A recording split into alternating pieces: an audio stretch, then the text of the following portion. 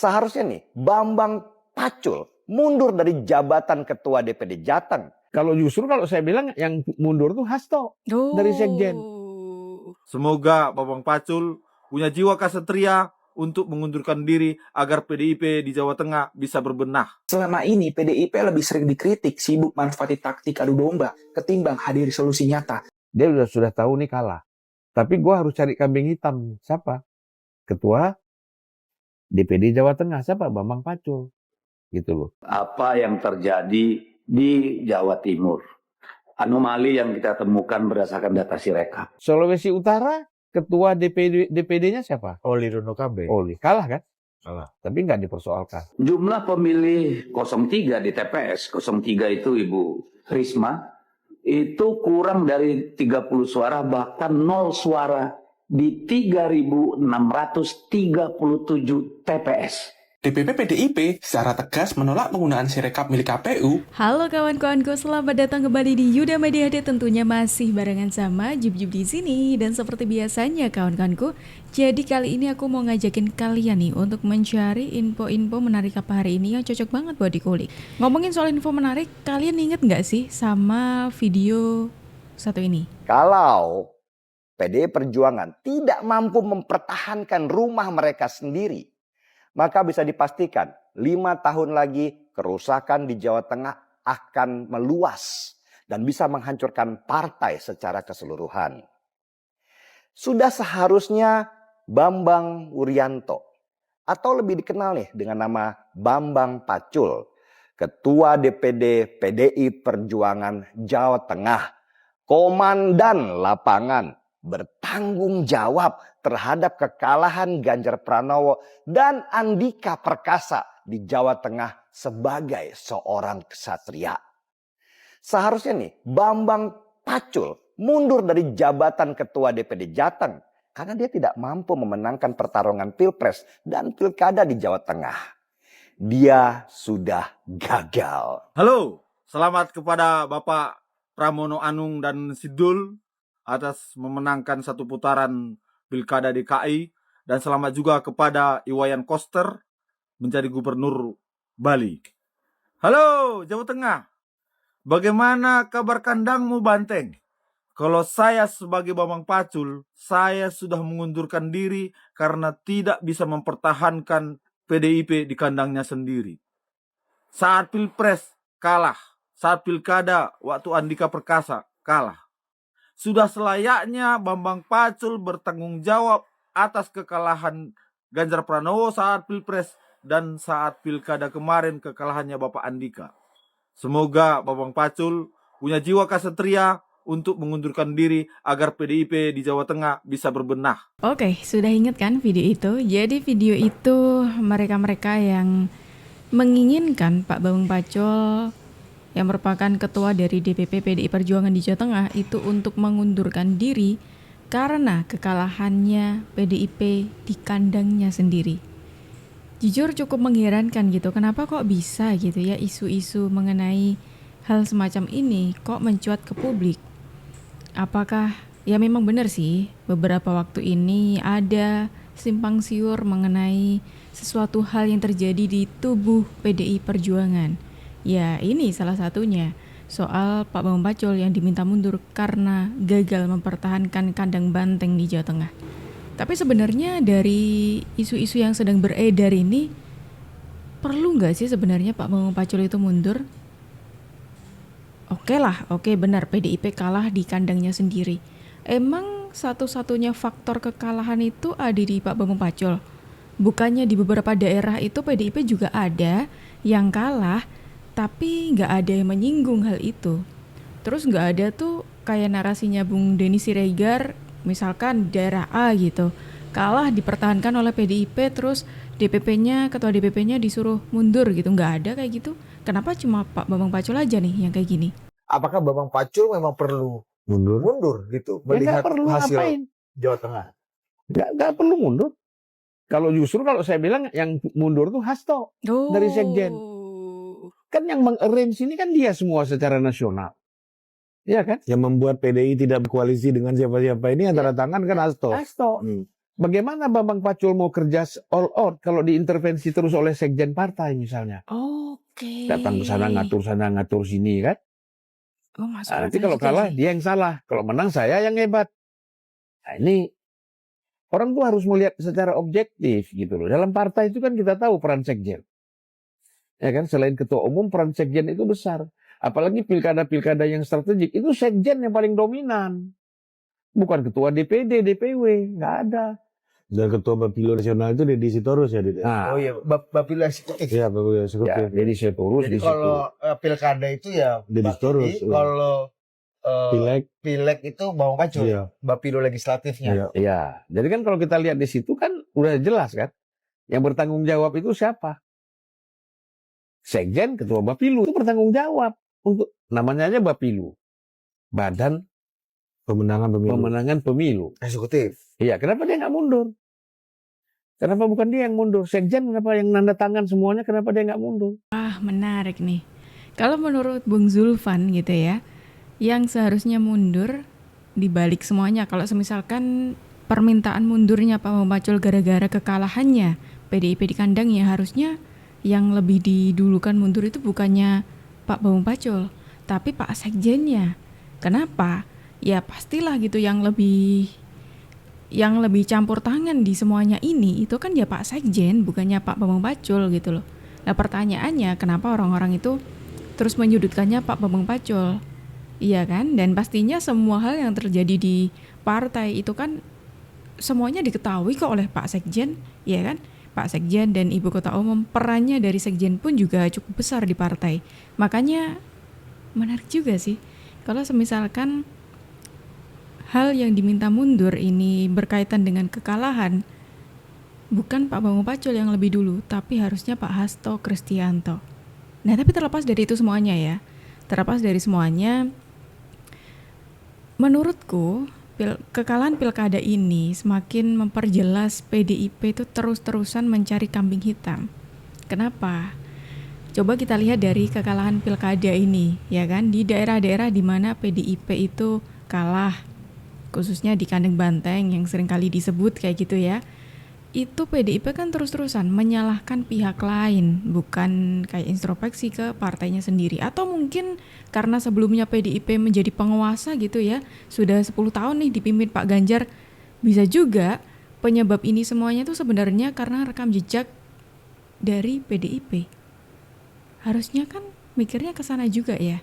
Harusnya, karena sudah banyak tersebar di sosial media manapun itu bagaimana rekam jejak PDIP selama memimpin Jawa Tengah 10 tahun. 10 tahun PDIP mimpin, kemiskinan Jateng tetap ekstrim. Era banteng sudah berakhir. Saya bertekad untuk memimpin pemerintahan yang bersih. Dan saya bertekad untuk mempercepat pembangunan ekonomi sehingga seluruh rakyat Indonesia bisa menikmati kekayaan bangsa Indonesia. Dukungan Prabowo Subianto ke pasangan Lutfi Yassin jelas teman-teman, memberikan sinyal tegas bahwa ini adalah taruhan besar untuk perubahan Jateng. Setelah lebih dari 1 dekade di bawah pimpinan PDIP, kita tahu Jateng justru malah terjebak dalam kemiskinan ekstrim yang sangat sulit ditangani. Banjarnegara misalnya jadi simbol kegagalan dengan UMK terendah se-Jawa. Selama ini PDIP lebih sering dikritik sibuk manfaati taktik adu domba ketimbang hadiri solusi nyata. Misalnya akun propaganda kayak Pak Ijo Jateng di TikTok, walau sekarang akunnya udah hilang, tapi masih ada beberapa akun lain yang jadi penggiringan opini. Misal akun John Deminang dan anak_Ogi yang diduga terkait sama tim ses Andika Hendi. Jelas teman-teman, ini adalah contoh gimana informasi menyesatkan malah dipakai buat manipulasi opini publik, bukan yang perbaiki kondisi rakyat. Strategi ini malah justru memperparah polarisasi. Udah cukup 10 tahun Jateng terjebak dalam stagnasi di bawah era banteng. Sekarang udah saatnya masyarakat Jateng buka lembaran baru dengan pilih pemimpin yang benar-benar peduli sama rakyat.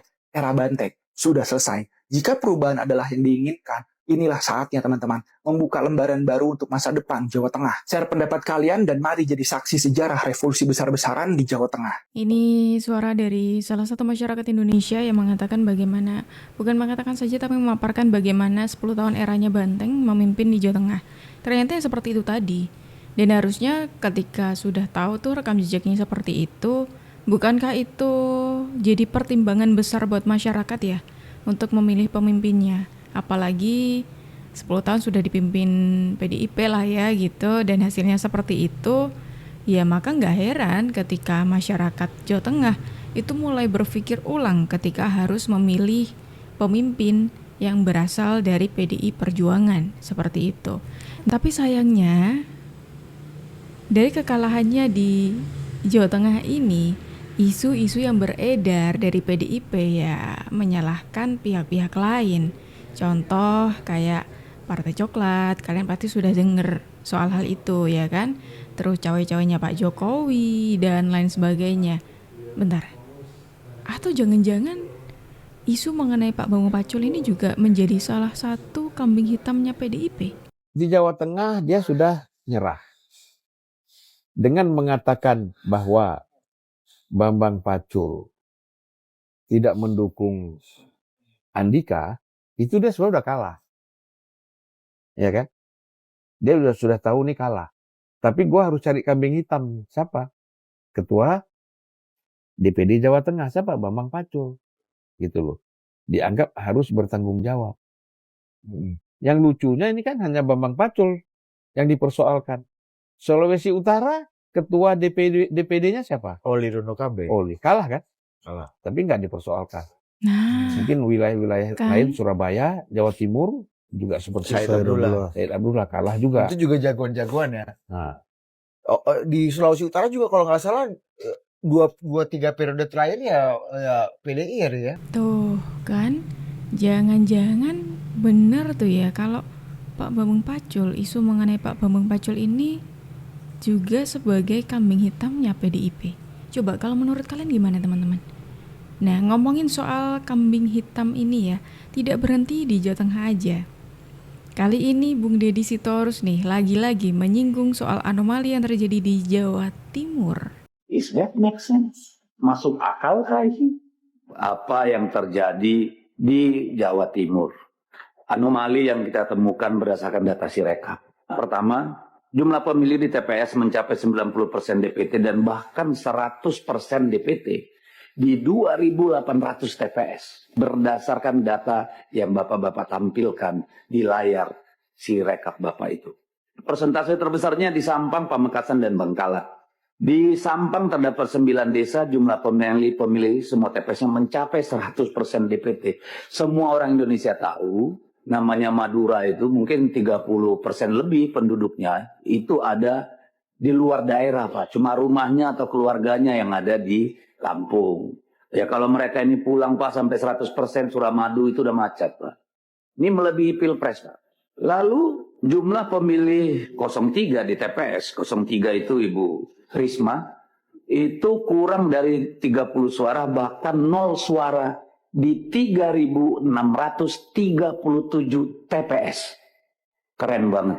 Yang saya tahu pemenang suara terbesar di situ pada saat pileg itu Pak Buya Said Abdullah dengan suara 500.000 lebih Pak. Ibu Risma mantan wali kota Surabaya yang disayangi rakyatnya terpilih 2 kali Pak. PDI Perjuangan di sana meraih suara 500.000 lebih di 3 kabupaten ini. Apakah ada secara teori maupun empirik bisa dapat 0 suara di 3.637 TPS? Pengurus partainya aja udah berapa? Kan ini anomali. Terutama di Sumeneb, Sampang, dan Pamekasan. Kita tidak bisa mencari kabupaten lain karena pada H+1 jam 12 Sirekapnya ditutup. Mati itu barangnya Pak. Sehingga kita nggak bisa crawling. Terakhir yang kita temukan itu pemilih Pilgub lebih besar dari pemilih Pilbub dan Pilwali. Selisihnya melebihi DPTB di 194 TPS. Jadi lebih banyak yang hanya milih gubernur. Nggak nyoblos bupati wali kota. Is that make sense?